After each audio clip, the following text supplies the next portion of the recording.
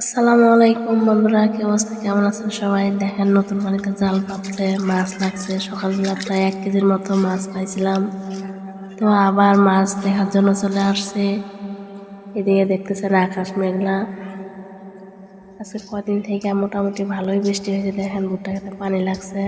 এগুলো ভুট্টা আমাদের ছিল, ছিঁড়ে বাড়িতে নিয়ে যাওয়া হয়েছে।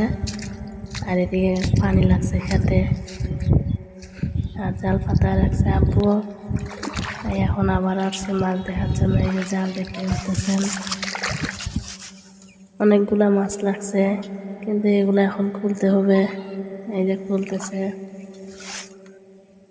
তো অবশ্যই নতুন পানির মাছ কে কে মারেন অবশ্যই কমেন্টে বলে যাবেন। নতুন পানির মাছ স্বাদই অন্যরকম।